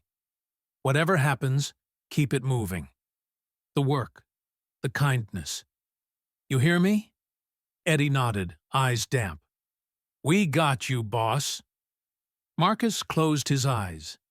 Exhaustion overtaking him again, but a small smile lingered. For once, he allowed himself to rest. Over the next week, Jamal and Eddie ran the show. Eddie coordinated volunteers, handling logistics like a man born for it. Jamal used his name recognition to rally donations, giving interviews not about Marcus's health, but about his vision. He told reporters, "The man gave his fortune to give others a future. You call that reckless? I call it leadership." The clip went viral. Build like Marcus trended for days. By the time Marcus returned home, the tide had shifted. Public support surged, enough to stabilize the foundation temporarily. When he stepped onto the site again, workers applauded. Someone had hung a banner across the scaffold. "Welcome back, boss! The city stood tall for you." He looked at Jamal and Eddie, both grinning like proud sons, and felt something inside him loosen. It wasn't victory. It was grace. That night, the three men met at the same diner where Eddie used to eat alone. Now, it was their place. Jamal raised his coffee. To survival. Eddie added, to second chances. Marcus lifted his cup last, to building something that lasts. They clinked mugs, laughter echoing off the tiled walls. Outside, snow began to fall again, the first of the season. Chicago glittered beneath it, imperfect and alive. As they stepped out into the cold, Marcus pulled his coat tighter and said quietly, "You know what the hardest part of all this is?" Eddie shrugged. "What's that?" "Knowing the work never really ends. You just pass it on." Jamal nodded. "Then let's keep passing it." The three men walked down the street together, their breath clouding the air, their footprints vanishing behind them, but their story already etched into the city they loved. The city was wrapped in late winter haze, that strange Chicago gray, where you can't tell if the clouds are fog or smoke. Marcus Tolland watched it from his penthouse window, coffee cooling in his hand, the skyline blurred into watercolor. He'd stood in that same spot 100 mornings before, but this one felt different. The doctors had cleared him to return, to work cautiously, slowly, but he knew what they hadn't said aloud. Men like him rarely slowed down until something or someone forced them to. He set the mug down and opened the thick leather notebook on his desk. At the top of the page, he'd written 2 words, "Legacy Plan." He stared at them for a long time. At the foundation offices, the phones wouldn't stop ringing. Ever since Marcus's collapse, the press had built a new narrative, the fall and rise of a stubborn dreamer. Donations were climbing again, volunteers were doubling, but so were the vultures. Developers circled, whispering offers. Old partners suddenly re-emerged, pretending concern while sniffing opportunity. Jenna walked into his office carrying a folder. "Morning, boss," he smiled faintly. "You don't have to call me that anymore. The boss almost went out of business." She set the folder down. "Then let's make sure he doesn't." He opened it, project reports, new proposals, letters from residents whose lives had changed because of the housing programs. One note, written in blue crayon, said simply, "Thank you for giving my mom a kitchen." He traced the crooked letters with his thumb. "Remind me why I ever let the spreadsheets distract me from this," he said quietly. "Because you're human," Jenna replied, "and because you cared too much to delegate." He looked up, eyes soft. "You've been with me since the first build on 79th Street. You ever think about what happens when I can't keep doing this?" She frowned. "You're not going anywhere." "Maybe not," he said, "but one day I will. I need someone who'll keep the heart intact when the headlines fade." Jenna hesitated. "You mean a successor?" "I mean a guardian," Marcus said. That same morning, Eddie was fixing a leaky pipe at one of the finished housing complexes when his phone buzzed. It was Jamal. "Jamal, you free later? Need to talk." Eddie, "That sounds bad." Jamal, "Maybe. Maybe good. Depends how you look at it." They met that afternoon at their diner, the one with the squeaky red booths and the smell of fried onions that never left the walls. Jamal looked worn, heavier somehow, though his smile still came easy. "What's up?" Eddie asked. Jamal slid a manila envelope across the table. "That's the deed transfer form for my mom's old house. Paid off last week. Marcus covered." "Half without telling me?" Eddie blinked. "That's huge." "Yeah," Jamal said. "But here's the twist. He asked me to think about joining the foundation full-time community outreach director." Eddie grinned. "That's amazing." Jamal didn't smile back. "Yeah, except it means leaving the cab for good. And something about that feels wrong." Eddie leaned back. "You're afraid you'll stop being the guy who stopped." Jamal nodded slowly. "Exactly. I don't want to become some polished spokesperson wearing suits and giving speeches about humility." Eddie chuckled. "Then don't. Be the same guy, just with a better microphone." For a moment, they were silent, the diner hum filling the air. Then Eddie said, "He's building something bigger than himself. Maybe you're supposed to help carry it." Jamal stared out the window at the passing cabs. "Maybe." That evening, Marcus sat alone in the construction trailer at a new site on the west side. The heaters buzzed softly, and outside, the skeletal frame of another building rose against the skyline. He flipped through his notebook again, scribbled names, ideas, diagrams. Under Legacy Plan, he wrote 3 new bullet points. Establish Independent Trust Fund. Transition Leadership to Community Board. Train Successors. Rivers, Malone. He smiled at the last line. Rivers and Malone. 2 men who'd changed him more than any investor ever had. He closed the notebook and looked up at the blueprints pinned on the wall. "You hold the rest now," he whispered. "You and whoever comes next." But not everyone wanted that vision to live. The next morning, Marcus walked into the office to find Whitman, his old investor rival, waiting in the lobby with a smirk. "Marcus," he said smoothly, "still fighting the good fight?" "What do you want, Whitman?" "Lunch," Whitman said, "and a chance to save you from yourself." Marcus didn't answer, but 10 minutes later they were sitting across from each other at a high-end steakhouse overlooking the river. Whitman sliced his fillet with surgical precision. "I hear you're planning a handoff." Marcus stayed silent. Whitman continued, "Look, I'll be blunt. Your little redemption campaign has heart, but it's bleeding. Money, I can buy you out quietly, absorb the projects, keep your name on a few plaques. You get to rest. I get to rebuild without your guilt complex." Marcus leaned forward. "You mean turn affordable housing into high-rise condos?" Whitman smiled, thinly. "Semantics. Not to the families who'd be out on the street." Whitman dabbed his mouth with a napkin. "Noble sentiment, Marcus, but nobility doesn't pay dividends. You can't save everyone." Marcus stood. "I don't need to.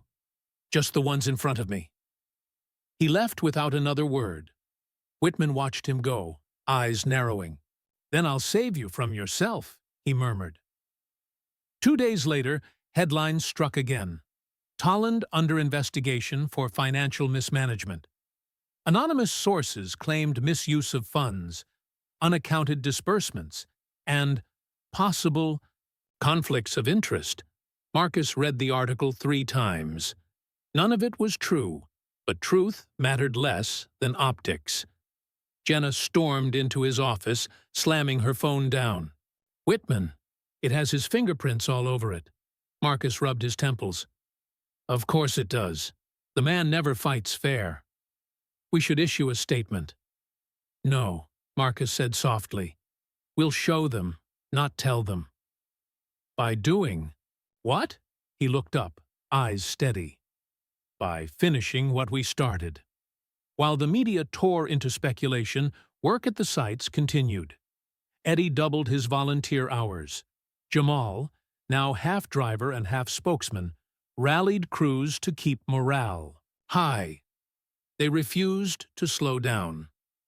One night, after a 12-hour shift, Jamal sat on a cinder block, sweat freezing on his neck, when Marcus arrived. He was still pale from the hospital, but determined. "You should be home," Jamal said. "So should you," Marcus replied. They both laughed softly. Then Jamal said, "Why didn't you tell me about the investigation?" Marcus shrugged.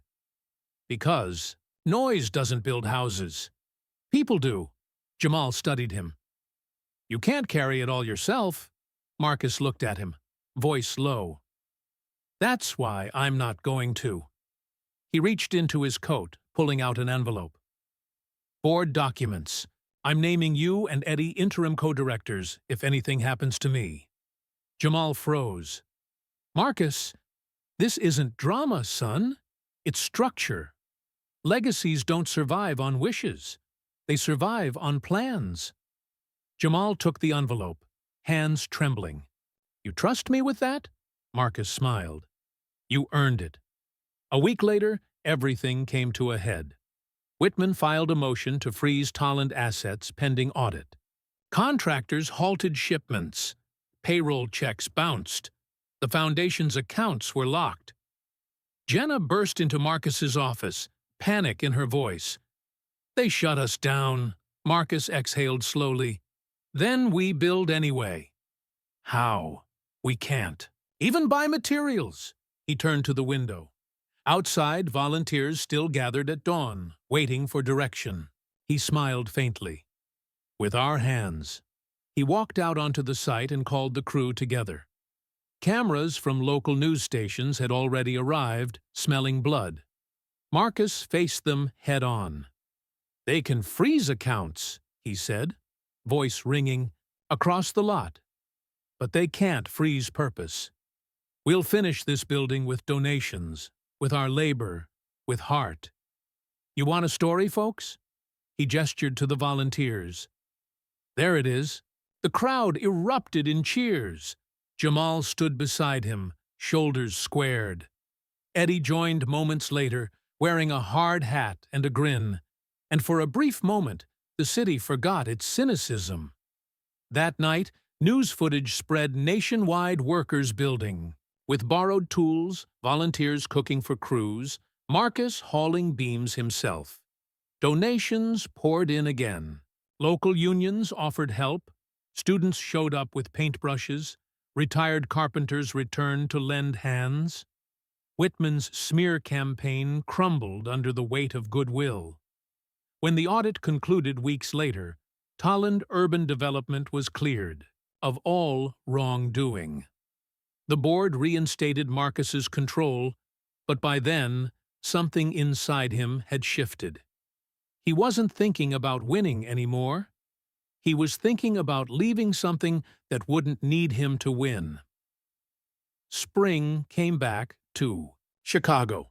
The snow melted into the gutters, and the skeleton of that West Side building became a finished home. The ribbon cutting drew hundreds residents, volunteers, and press, but Marcus barely spoke. He let Jamal take the mic, standing quietly beside him like a proud mentor. Jamal's voice carried over the crowd. This place isn't proof that one man can change the world. It's proof that one choice can start the change. Applause rolled like thunder. When the ceremony ended, Marcus walked. A few steps away, leaning against the railing to watch the sunset burn gold across the skyline, Eddie joined him, hands shoved in his jacket pockets. "So what now, boss?" he asked. Marcus smiled faintly. "Now I finish my legacy plan." "You mean retire?" "Maybe just hand over the wheel before it drives me." Eddie nodded. "You think we're ready?" Marcus looked at him. Really looked, seeing not the man who once drove past him, but the man who stayed. "You already are." That night, back in his penthouse, Marcus reopened his notebook one last time. The pages were full now, names, projects, sketches, and words written like promises. He added one final note at the bottom of the last page. If they ask what mattered most, tell them it wasn't the buildings. It was the people who built them. He closed the book and set it on his desk. Outside, thunder rolled again, the faint echo of another storm coming. But for once, he didn't brace himself. He smiled. Because storms didn't scare builders. They tested what had already been built. And Marcus Tolland had made sure his foundation of concrete, of trust, of kindness would outlast him. The day Marcus E. Tolland signed the papers transferring control of the foundation, the sky over Chicago was clear. A thin sunlight washed across the skyline, catching on the river and the glass towers like a quiet blessing. It didn't look like a day endings happened. It looked like a beginning wearing an old man's face. The board gathered in the modest conference room Marcus insisted on using. No marble floors, no mahogany table, just plain wood, a few creaky chairs, and a window that looked out toward the south side. That was where it all started, and that's where he wanted his legacy to point. Jenna read through the final line of the agreement. Transfer of administrative control to the Drive Forward Trust, co-directed by Jamal Rivers and Edward Malone, effective immediately. She glanced up. You sure, Marcus? Once I file this, it's done. He smiled. It was done the moment I realized they didn't need me to hold it up anymore. She nodded and handed him the pen. His signature came out slow, deliberate, the kind of motion that carries years of weight. When the ink dried, he exhaled. The sound was almost a laugh, almost a sigh. That's that. Jamal and Eddie stood across from him, still not quite believing it. Eddie broke the silence first. So, we're the boss now? Marcus grinned. Don't let it go to your head. Jamal shook his head, half smiling, half terrified. You really trust us with this? I wouldn't trust anyone else, Marcus said. You both already built it. I just drew the map. That afternoon, they went back to the site not for work, but to walk. Marcus loved doing that. Walking the perimeter, running his hand along the rails, feeling the texture of the city under construction. The new building, a community center and learning hub, stood proud between two older tenements. A mural was halfway done on the side wall. Bright blues, yellows, faces of neighbors who'd helped build it. A young woman painting near the top yelled down, Mr. Tolland, you like it so far? He cupped his hands around his mouth. I love it. Eddie leaned toward him.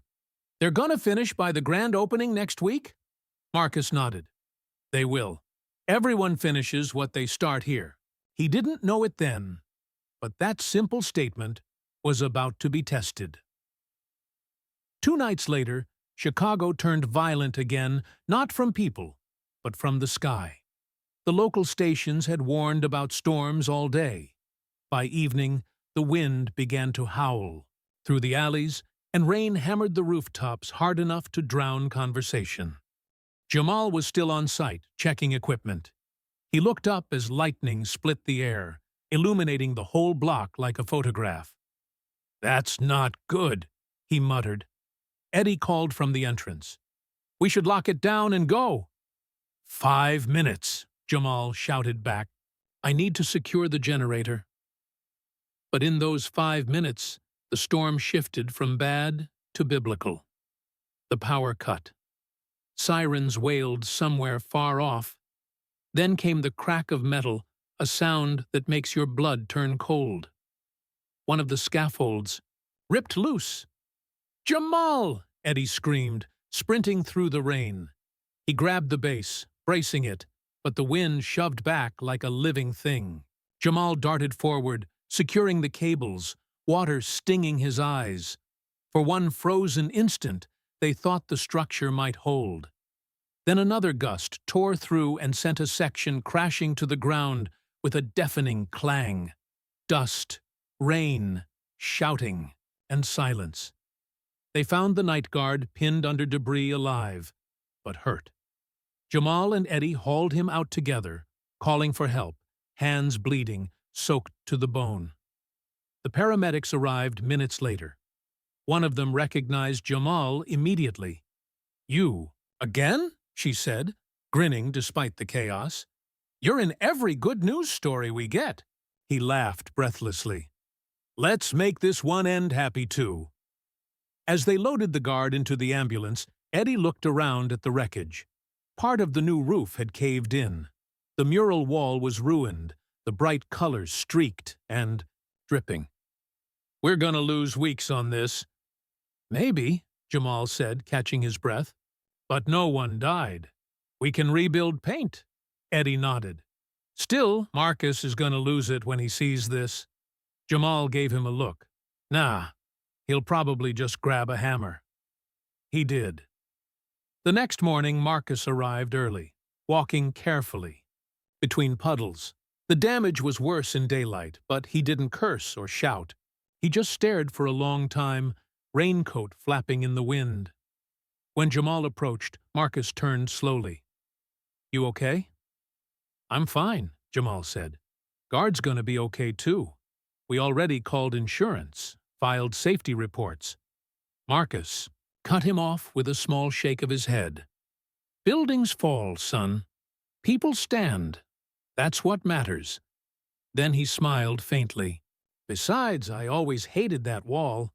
Too cheerful." Jamal chuckled, relief easing his shoulders. Marcus's tone softened. "Rebuild it. Better this time. Use the same colors, they'll mean more now." Eddie walked up, carrying coffee. "Already ordered supplies. Crew says they'll work through the weekend." Marcus nodded. "That's the spirit." He didn't realize his words would echo farther than that sight. News of the storm damage spread fast, but so did the photos of volunteers working, shoulder to shoulder, drenched in rain, determined faces under floodlights. The local station ran a segment calling it "The Community That Refused to Quit." Donations spiked again. When Marcus saw the broadcast, he laughed quietly. "I collapse. The company rallies. The roof collapses. The city rallies. Maybe we should start collapsing on purpose," Jenna smirked. "Don't even joke." He waved her off and turned serious. "Schedule a public reopening. Not a press show, just locals, workers, families. No suits, no speeches." She hesitated. "You sure? People expect—" "I know what they expect," he said. "I'd rather give them what they need." The day of the reopening arrived with sunlight so bright it almost felt scripted. Banners fluttered, music played from an old speaker. Someone rigged up, and the smell of grilled food mixed with fresh paint. The repaired mural gleamed again, this time with new strokes of gold in the sky, and the faces slightly older, wiser. Marcus stood off to the side, leaning on his cane, watching kids chase each other through the courtyard. Jamal was shaking hands, Eddie helping a woman carry boxes inside. A young reporter approached with a microphone. "Mr. Tolland, after everything, the storms, the rumors, what keeps you going?" He looked into the lens and smiled. "The same thing that built this city. People who don't know how to quit." The reporter grinned. "Is that the message you want to leave behind?" Marcus thought about that for a long second, then said softly, "No. The message I want to leave is don't wait for a millionaire to remind you of your humanity. Build something yourself." That evening, long after the music faded and the crowd drifted home, Marcus stayed behind. The lights of the new center glowed warm against the twilight. He sat on the steps, cane resting beside him, and listened to the city, the trains rumbling, the hum of traffic, the faint laughter of kids echoing between buildings. Chicago had its own heartbeat, rough but real, Eddie and Jamal joined him with takeout boxes. "Boss," Eddie said, "you should be home." "I am home," Marcus replied. They ate quietly for a while. Then Marcus said, "You know why I called it Drive Forward?" Jamal shrugged. "Figured it was about moving ahead." Marcus nodded. "Yeah, but it's also about what it takes to keep a city alive. Everyone drives forward, backward, sideways, but the trick is not stopping, even when you hit red lights." Eddie grinned. "You talk like a cabbie sometimes." Marcus laughed. "Maybe I learned from the best." The wind picked up, rustling. The papers left on a bench. Jamal grabbed one and glanced at it, a list of future project proposals written in Marcus's hand. "You really think we can finish all these?" he asked. Marcus looked at him, eyes clear. "You don't finish cities. You just keep building them." Later that night, as Marcus finally returned home, Jenna was waiting by his door with an envelope. "Came for you this afternoon," she said. "From the mayor's office." He opened it, scanning quickly. His eyebrows lifted. "They want to dedicate a day," he said softly. "Marcus Tollin Day," Jenna smiled. "You deserve it." He shook his head. "No, the city deserves it.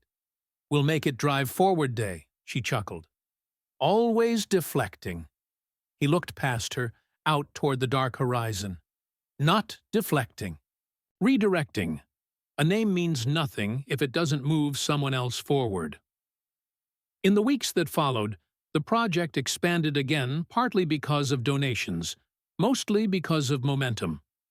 Jamal and Eddie found themselves signing contracts, attending meetings, doing the kind of work Marcus used to do alone. They were nervous, sometimes overwhelmed, but every time doubt crept in, they'd hear his voice in their heads. Just keep building. One afternoon, Eddie caught Jamal staring at a photo on the office wall, Marcus standing beside the first foundation. "House years ago. Crazy how it all started with one ride," Eddie said. Jamal smiled. "Yeah, one guy who stopped and one who didn't." They stood there quietly, both knowing neither label fit anymore. They'd both stopped. They'd both kept going. A few months later, spring turned to summer. The city pulsed with its usual contradictions, sirens, and street music, poverty and pride, struggle and survival. And in the middle of it, Drive Forward kept growing. Marcus visited less now. The cane slowed him, but not his mind. He'd call sometimes at odd hours with ideas, or just to ask, "How's the city today?" The answer was always the same. Still, standing. On a warm June night, he attended one final community dinner at the new center. The hall was packed, families eating, kids running, laughter rising to the rafters. Someone started a chant. "To Marcus." He lifted his hand to quiet them. "No, no," he said, voice rough but firm. "To the people who keep driving forward." They cheered louder. Eddie leaned toward Jamal.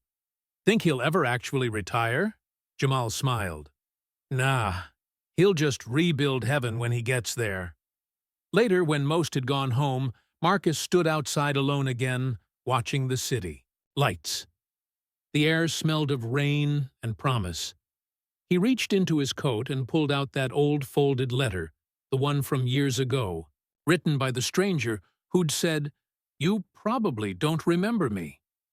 He read it again, smiling at the last line. "Keep building, builder man." A tear slipped down.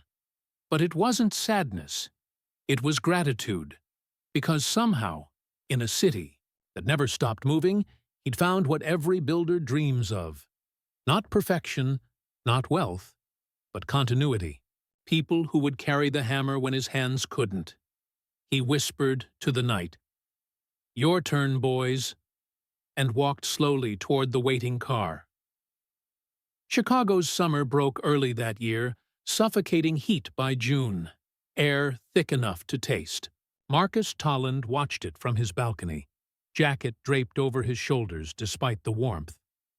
The city pulsed below like a living heart cars, laughter, sirens, life. He'd spent his whole life building pieces of it, brick by brick, only to realize the city had been building him all along. He coughed softly, the sound brittle. The doctor had warned him the arrhythmia was worsening. Too much strain, not enough rest. He pretended to follow the treatment plan. He didn't. Builders didn't slow down because someone told them to. Still, he knew what time it was. Not in the clock sense. In the way a craftsman knows when the mortar's set, or a pilot knows when to land. He wasn't afraid, just thoughtful. He turned from the window and looked at the notebook on his table, the same one labeled Legacy Plan. Only one page remained blank. He smiled. Guess we're almost done. At the foundation office, Jamal and Eddie were learning what almost done really meant. The projects had multiplied, the staff had doubled, and the pressure had tripled. Jamal had become the public voice speeches, interviews, endless meetings. Eddie handled the ground game permits, budgets, day-to-day construction chaos. They worked well together, but they missed Marcus's instinct, the way he could cut through noise and find the single sentence that made sense of it all. That morning, Eddie walked into Jamal's office holding a letter. "You seen this?" Jamal took it. The handwriting was familiar, Marcus's. Inside was a note. "Gentlemen, I'm taking a few days off. No calls, no meetings. If you need me, check the South Side project Monday morning. Bring your cabs." M.T. Jamal frowned. "Bring our cabs?" Eddie shrugged. "Guess we'll find out. Monday." Came heavy with heat and silence. The streets shimmered, asphalt soft beneath tires. Jamal drove his old yellow cab, freshly washed but still dented at the fender. Eddie followed in his, humming nervously. They hadn't seen Marcus in a week. When they reached the South Side project, they found him standing by the curb, wearing a simple gray shirt, sleeves rolled up. No suit, no cane, just him and the city. He smiled as they pulled up. "Right on. Time." Jamal stepped out. "You serious about this, old man? You shouldn't be out here." Marcus chuckled. "You ever notice I only get sick when I stop moving?" Eddie grinned. "So, what's this about? We painting another wall?" Marcus shook his head. "No walls today. We're taking a ride." They drove in a convoy, Marcus in Jamal's cab, Eddie following behind. The city rolled past in waves of sunlight and sound. Corner stores, basketball courts, kids running through hydrants. Jamal glanced in the rearview mirror. "So, where to?" Marcus smiled. "Anywhere. Everywhere." For a while, they didn't talk. The hum of the engine, the rhythm of traffic, it was enough. Then Marcus said quietly, "You know, I used to drive too." Jamal looked at him through the mirror. "You? In a cab?" "In a pickup," Marcus said. "Worked construction back, when the company was just a dream. I used to think I was building homes. Turns out I was building lessons." Eddie's voice came through the radio from the other cab. "Like what?" Marcus pressed the talk button. "That people remember who stops for them, always." Silence hung in the air after that. They stopped at the first housing complex Marcus ever built. It looked smaller now, but still solid. A few residents waved from the balconies, shouting, "Mr. Tolland!" He waved back, smiling. Then they drove to the next site, and the next the senior housing, the community center, the school playground his foundation had helped restore. Everywhere they went, someone recognized him. An old woman pressed his hand. A boy handed him a drawing. A young mother thanked him through tears. By the fifth stop, Jamal realized what was happening. "This is your goodbye tour." Marcus smiled faintly. "More like a thank you tour." "You could have told us," Eddie said through the radio. "And miss seeing you two figure it out halfway through?" Marcus teased. They ended up at the West Side Community Center, the one that had survived the storm. The mural shimmered in the late afternoon sun. The three of them stood in front of it, looking up at the faces painted there. Jamal said quietly, "That's you, isn't it? Middle of the wall." Marcus nodded. "They added me without asking. I told them I didn't deserve it." Eddie crossed his arms. "You sure about that?" Marcus smiled. "Pretty sure." They stood in silence for a long time, listening to the hum of distant traffic, the laughter of kids playing basketball nearby. Then Marcus turned to them. "Promise me something." "Anything," Jamal said. "When people talk about this place," Marcus said, "don't let them talk about me. Make sure they talk about you, about the cab drivers, the workers, the ones who believed it mattered." Eddie swallowed hard. "You make it sound like you're done." Marcus looked at the sky. "I think I'm finally finished building." That night, after they dropped him home, Marcus watched the two cabs disappear into the Chicago glow. He went inside, sat at his desk, and opened his notebook to that last blank page. He began to write. "Legacy isn't about how many buildings stand with your name. It's about how many people stand because of your work. If you ever doubt your worth, look at the hands you've helped steady. I leave this city to its builders, to Jamal, who kept driving when it got hard, and to Eddie, who learned that stopping isn't weakness. Keep building. MTNT." He set down the pen, closed the book, and leaned back in his chair. The city's lights flickered through the window like stars, caught between glass and steel. Somewhere below, a horn honked short, sharp, familiar. He smiled. "Still moving," he whispered. The next morning, Jenna found him at his desk. Peaceful. Coffee mug beside him. Notebook closed. He'd gone quietly, like a man who knew the blueprint was finally complete. The funeral was simple, just like he wanted. No cathedral, no limousines.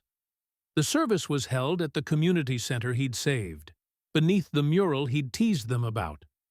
Hundreds came: workers, volunteers, families, children. Some carried flowers. Others carried bricks with names written on them, gifts for the new buildings yet to come.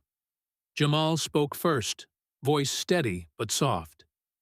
He never wanted statues. He wanted sidewalks.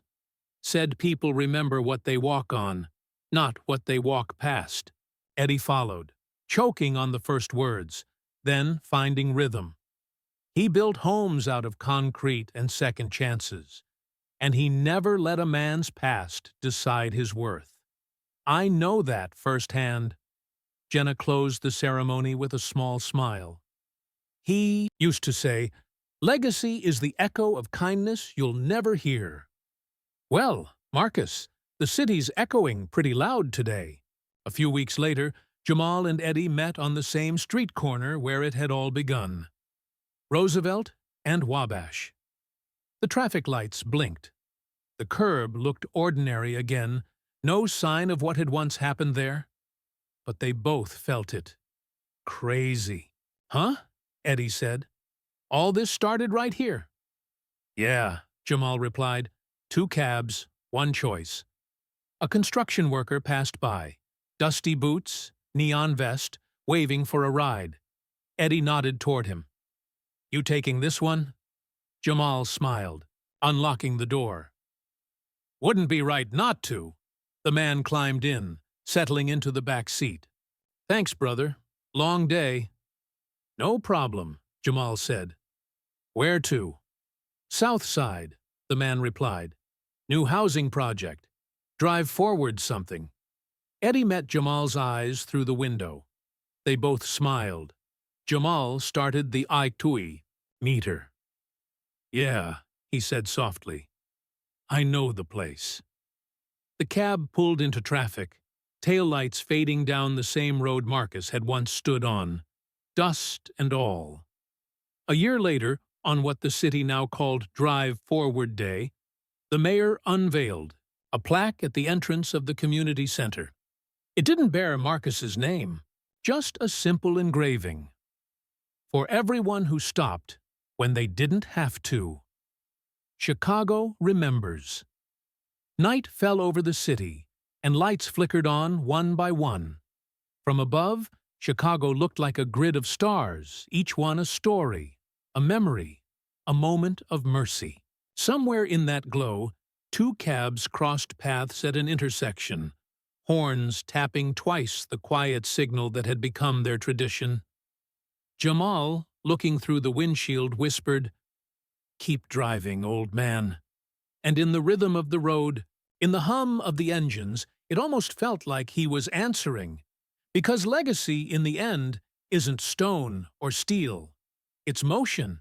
It's every person who decides just once to stop and change the world because of it.